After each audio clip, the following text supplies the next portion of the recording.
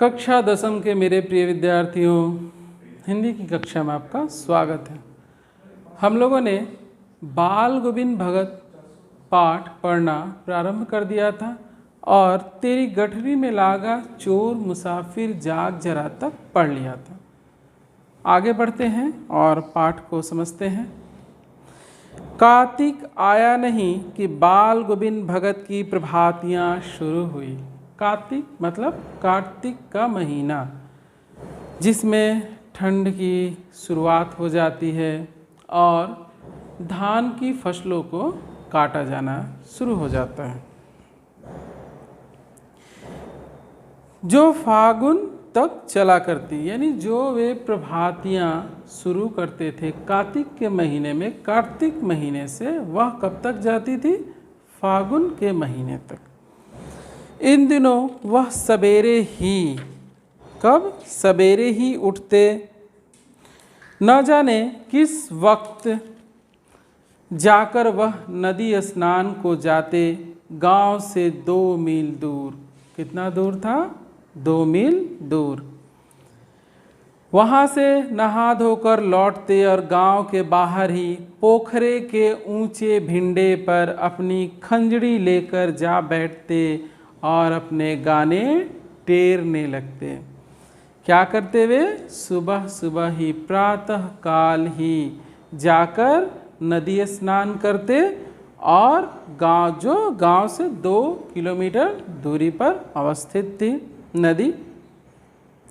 फिर वहाँ से जब वो नहाकर लौटते थे तो वहीं पोखरे के पास जो ऊंचे पोखरे मतलब तालाब, वहाँ जो ऊंचा स्थान था उस पर बैठकर खंजड़ी लेकर क्या करते थे? अपने गाने शुरू कर देते थे, जो कबीरदास जी के लिखे हुए थे।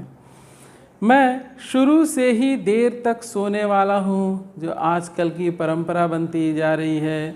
बच्चे देर तक सोते हैं और देर रात्रि तक जागरण करते हैं, यानी रात तक जागते हैं और सुबह तक यानी 10-12 बजे तक सोते रहते हैं और रात के 12-1 बजे 2 बजे तक जागते रहते हैं। लेकिन ऐसा बाल गोविंद भगत के साथ नहीं है। वे प्रातः काल ही उठ जाते थे, स्नान ध्यान करके अपने कार्य में लग जाते थे। उनका पहला कार्य क्या था? कबीरदास जी के गानों को गाना। और लेखक कैसे थे? देर तक सोने वाले। किंतु एक दिन माघ की उस दांत किटकिटाने वाली भोर में भी उनका संगीत मुझे पोखरे पर ले गया। अब किस महीने की वो बात आ रही है? माघ का महीना, जब ठंड ज़्यादा होती है, दांत किटकिटाने वाली, देखते हैं दांत कट कट कट कट करता है, उस तरह की ठंड पड़ रही है और संगीत का ऐसा जादू है, बाल गोविंद भगत के संगीत का ऐसा जादू है कि वह लेखक को कहाँ खींच ले जाती है? उस तालाब के पास। जो देर तक सोने वाले थे वह भी उनके संगीत के जादू में फंसकर उससे खींचे हुए वहाँ पहुँच जाते हैं। अभी आसमान के तारों के दीप बुझे नहीं थे, अर्थात तारे अभी डूबे नहीं थे, सूर्योदय हुआ नहीं था, अभी आकाश में तारे दिखाई दे रहे थे। तब वे, पूरब में लोही लग गई थी। लोही लग गई मतलब हल्की लालिमा दिखाई देना, जिसकी लालिमा को शुक्र तारा और बढ़ा रहा था। हम लोग जानते हैं कि शुक्र तारा सुबह प्रातः काल तक दिखाई देता रहता है, जब तक सूर्योदय ना हो जाए।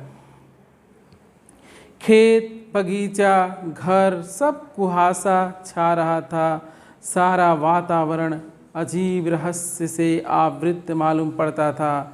उस रहस्यमय वातावरण में एक कुश की चटाई पर पूरब मुख काली कमली ओढ़े बाल गोविंद भगत अपनी खंजड़ी लिए बैठे थे। कैसे? एक काली कमली ओढ़े, इतनी ठंड में भी एक कंबल ओढ़े वे पूरब की ओर मुख करके कुश की चटाई, जो कुश का आसन होता है, उस पर बैठकर वह अपनी खंजड़ी लिए बैठे हैं। उनके मुंह से शब्दों का तांता लगा था, उनकी उंगलियां खंजड़ी पर लगातार चल रही थी। गाते गाते इतने मस्त हो जाते इतने सुरूर में आते, उत्तेजित हो उठते कि मालूम होता अब खड़े हो जाएंगे। अर्थात वह अपने संगीत में इतने तल्लीन हो जाते, इतने डूब जाते कि वह उठकर खड़े हो जाए, ऐसी उनमें चीज़ें दिखाई देने लगती थी। यानी पूरी तरीके से संगीत में खो जाना। कमली तो बार बार सिर से नीचे सरक जाती। मैं जाड़े से कप कपा रहा था, किंतु तारे की छाँव में भी उनके मस्तक के श्रम बिंदु जब तब चमक ही पड़ते। यानी उस दांत कटकटाने वाली ठंड में भी उनके मस्तक पर पसीने की बूंदें दिखाई दे रही थी। गर्मियों में उनकी संध्या कितनी उमस भरी शाम को न शीतल करती। अर्थात गर्मियों में उनकी जो संध्या थी वह कितनी ही उमस भरी क्यों ना शाम हो, उसको शांत करती। अपने घर के आंगन में आसन जमा बैठते। गांव के उनके कुछ प्रेमी भी जुट जाते। खंजड़ियों और करतालों की भरमार हो जाती। एक पद बालगोविंद भगत कह जाते। उनकी प्रेमी मंडली उसे दोहराती। अर्थात एक पद वो गाते, फिर उनके जो साथी थे जो उनसे प्रेम करते थे, अर्थात उनके संगीत को सुनना पसंद करते थे, वे भी आकर जब ताल सुर मिलाते थे तो भगत जी के गाने के बाद वो भी उनके साथ गाते थे, उनके सुर में अपना सुर मिलाते थे। धीरे धीरे स्वर ऊंचा होने लगता। एक निश्चित ताल, एक निश्चित गति से उस ताल स्वर के चढ़ाव के साथ श्रोताओं के मन भी ऊपर उठने लगते। धीरे धीरे मन तन पर हावी हो जाता। होते होते एक क्षण ऐसा आता कि बीच में खंजड़ी लिए बालगोविंद भगत नाच रहे हैं और उनके साथ ही सबके तन और मन नृत्यशील हो उठे हैं। सारा आंगन नृत्य और संगीत से ओत-प्रोत है। अर्थात उनके संगीत के जादू में बहकर सारे लोग आनंद विभोर होकर उन्हीं के साथ सुर और ताल में उस संगीत में खो जाते थे। अर्थात सोचिए उनके संगीत में कैसा जादू था कि सब लोग उनके साथ खड़े होकर नाचने लगते थे।